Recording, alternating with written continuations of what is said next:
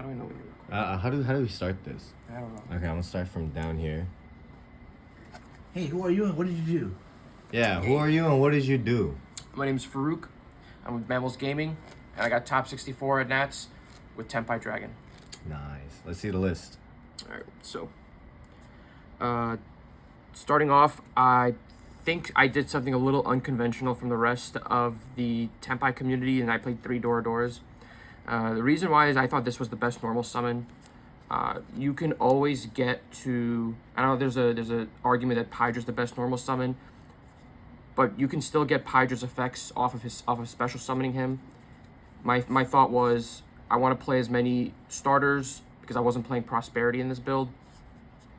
If I normal summon Dora or Pydra and it gets impermed and I needed them to resolve, it was the same situation regardless, but I can still, under Dora, eventually get myself to Pydra, get myself to a field spell if I needed to. It doesn't mean I didn't play Pydras. I played the rest of the count is 3 Chandras,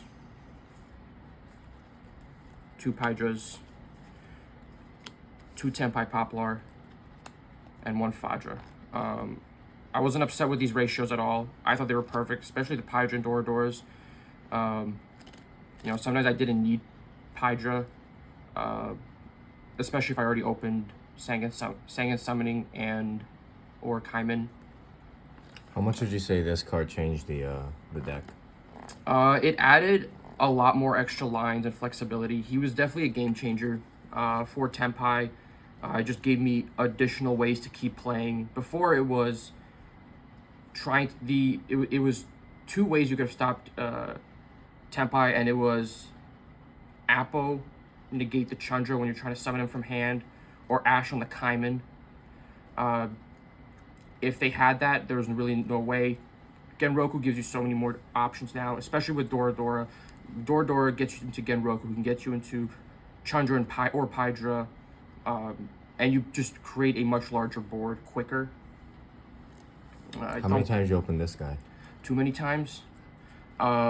I would say all of my losses today, I'm sorry, for that weekend, were opening Fadra and Genroku's, because it's like Poplar, you don't want to see him. Sometimes it's fine, he's still, you know, just a normal summon, quick effect, tribute. He still does a lot. Overall happy with my monster, with the main deck monsters. I don't think there were any issues with him for me. I'm sure other people will disagree, but it ended up working out for me, I think. And then 4 of Sangan Summonings, 3 Kaiman, standard. I don't think you should be playing any less. It's just incredibly great cards. So outside of Engine, I played 6 shotgun cards, so Shifter and Mulcharmy. This card in particular, did you feel that it changed the game a lot?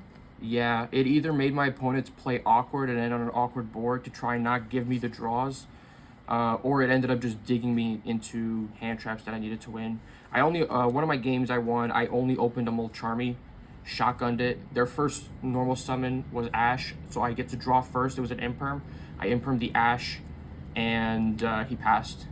So Mulcharmy kind of was like that upstart that gave me to my hand traps. There were games where I actually shotgunned 2 Mulcharmies, and a Snake Eye Fiendsmith player just passed. He didn't want to give me the 4 to 6 draws he would have given me from his lines of play. He just decided to pass. He thought his hand traps were enough. And Shifter was just auto win almost all day, unless I played the mirror, or that, you know, one of my losses was Manadium. Should I even put that in the video? No, Yeah. I already said it already. Yeah. What were your 3 losses?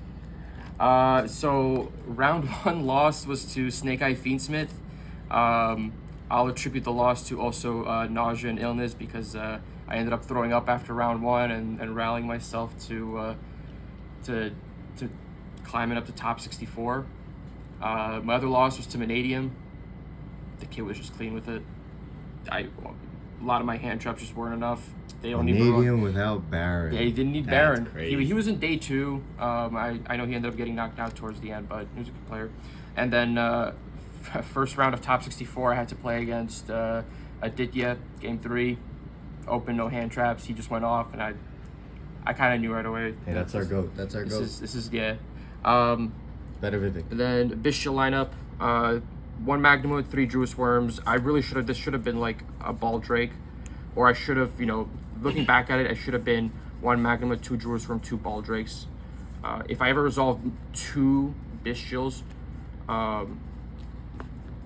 if I ever resolved like Magnum and Druid Swarm, just off of these 2 as my only interruptions against Snake Eye Fiendsmith, usually 1. It's just crazy because it's so good against all the other good decks, but it's really bad against yours. Yeah, so I think it's a really easy side out card in the mirror. About it. Nibiru's. Sometimes this card on its own won me games. I think part of this format is people trying to learn the right lines and plays that they mess up and they get nibbed and they don't end up on a decent board to protect themselves from a Tenpai OTK. So I think for the weekend under this new format, Nibiru was really good, especially in the earlier rounds. I might reconsider this to the side going forward. Same with Ash. Ash can be something really, really good, and then sometimes I felt like it, regardless of what most of my matchups were Snake Eye Fiendsmith, and sometimes if I only opened Ash, I was debating if I even wanted to play it. It's just it was just it would trigger talents and give them an extra rip off my hand, or they just make Hida and continue playing like nothing happened. The reason why I played mostly hand traps is because I wanted to respect the FTKs. I was originally playing a lot of board breakers, preparing myself for Nats. Had to respect Gimmick Puppet, but didn't see any. I know some Snake Eye players were comboing and opening up Spell Canceller, which would have been really great against board breakers. So I decided to make a pivot to hand traps. The last great hand trap, Imperm, the GOAT. I think this is just one of my favorite hand traps to play. Just does so much. This I thought was really, I was really happy when I saw this in round 1 against Aditya. I saw 2 Imperms. Unfortunately, the rest of my hand was Fadra, 2 Genrokus. Oh my God. Like I said, if I opened Fadra and Genrokus, it was never great. But that's the game sometimes. And then last, I wanted to pair a board breaker that was really good against Shifter. And even when you hand trap someone once or twice, Snake Eye Fiendspill still ends on somewhat of a board. As long as they don't end on something that's protected by IP, Regeki sealed the deal. And so I was really happy with Regeki. For the extra deck, I played a small link package. Best one. I felt like maybe sometimes in a grind game I wanted a second copy of this Seals. But this is an OTK deck, and if it gets into a grind game, it's my fault, and I shouldn't have put myself in that position. Sometimes you can't help it either, but there's other ways to continue to play. And in those cases, I'll play Hida into Princess, and then I don't do little.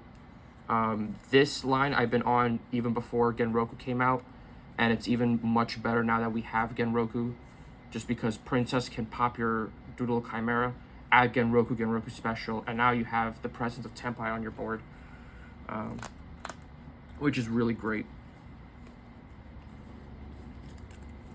Did you ever need the Zelantes package?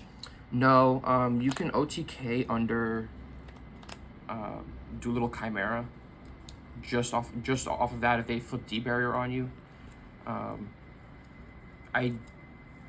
I never really personally liked the Zelantis OTK package for Tenpai because you needed to have the extenders to put additional bodies on board. Just because off of Hida, you can end on a Zelantis, but you still need to get yourself a fire on board to go through that OTK line.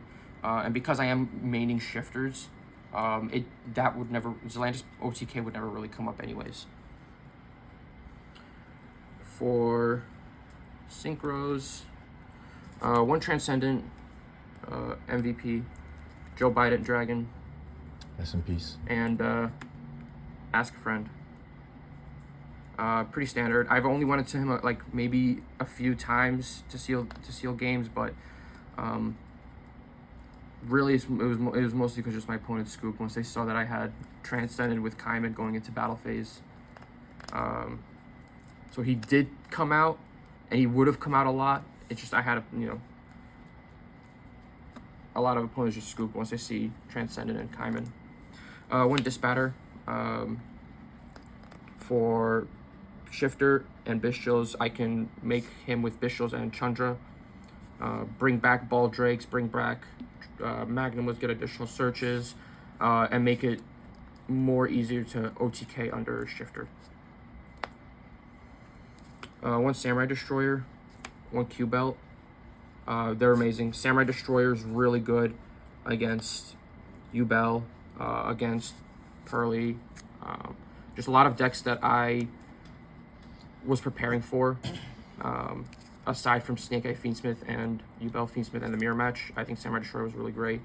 Q-Belt makes it really easy to OTK under Shifter. If you go attack with Pydra, attack with Chandra, Synchro into Q-Belt and pop your field spell, that gives you just enough damage on board to OTK. So you don't have to overcommit. You can save a Kaiman that way. And if they stop the Q-Belt, you can then go into Kaiman.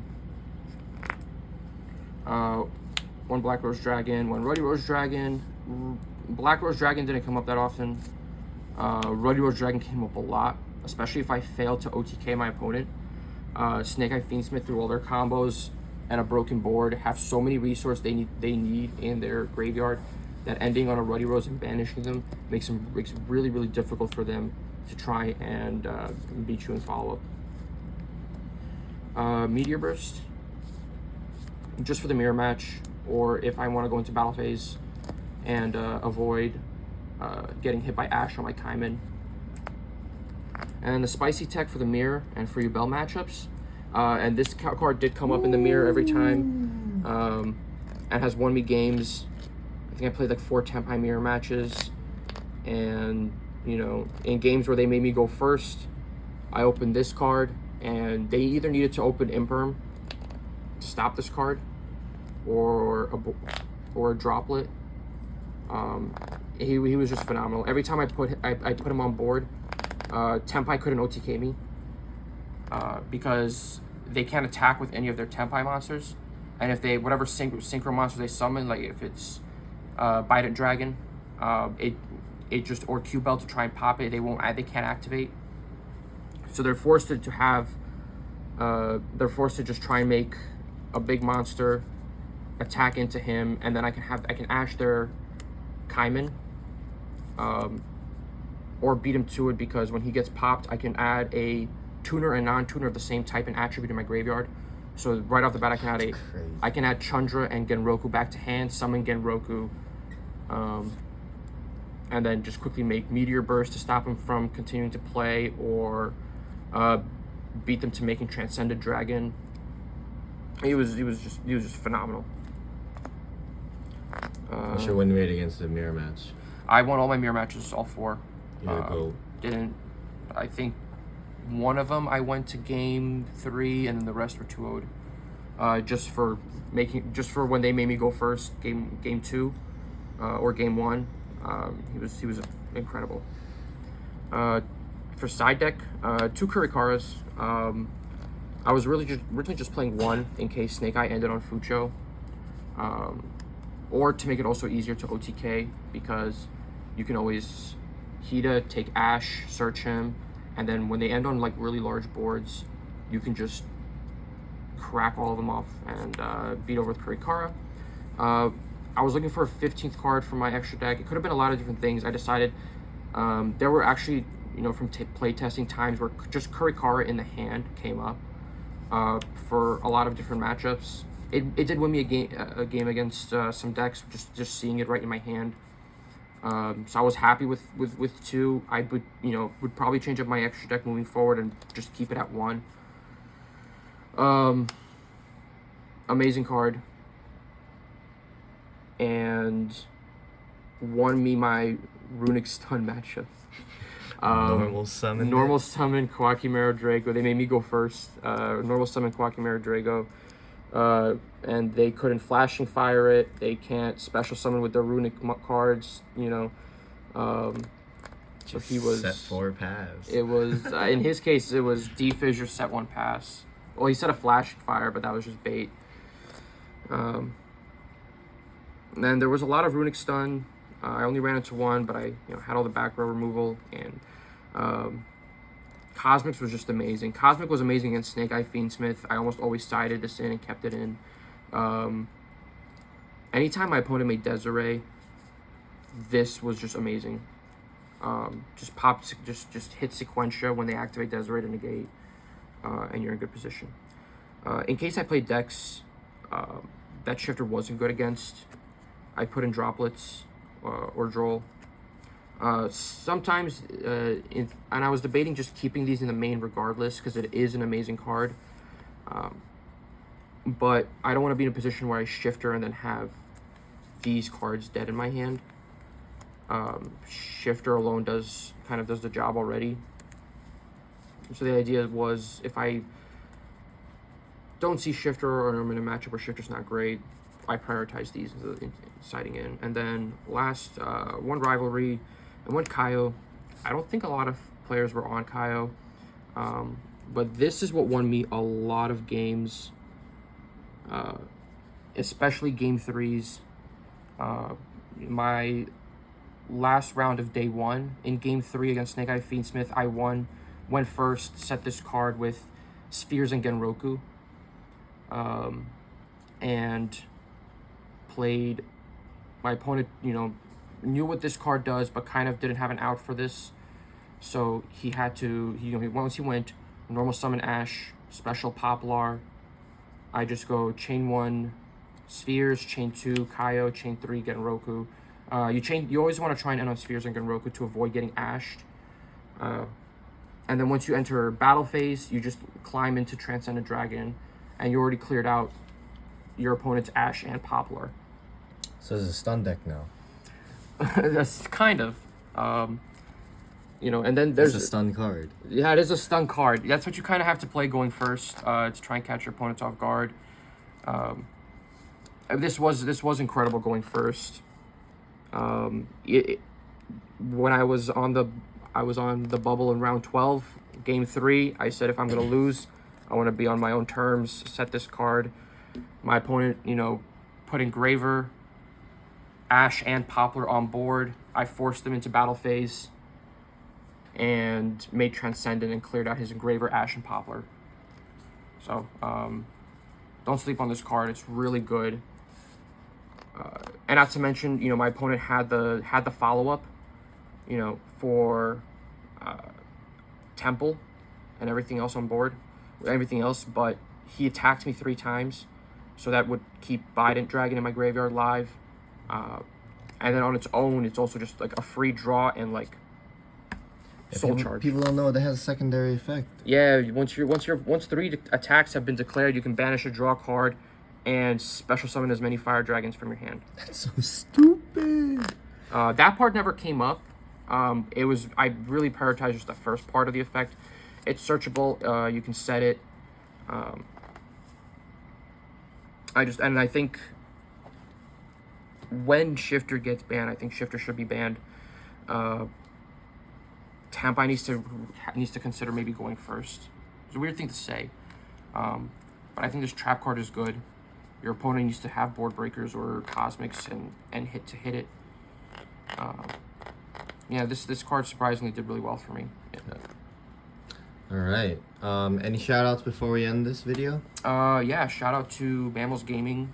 Shout out to Lux Gaming. To Nick and Jeff. Those guys have been really supportive of me and of all of Mammals Gaming, so I wanted to make sure I give them a shout out. Shout out to all of my friends that have helped me play test and get ready for Nats. Shout out to Tito, who unfortunately got knocked out by 60 card Rika in Nats. Shout out to Brandon and Red. They know who they are. For also helping me prepare and get ready for Nats. And I believe that's everything. All right. Thanks, guys. See you in the next one.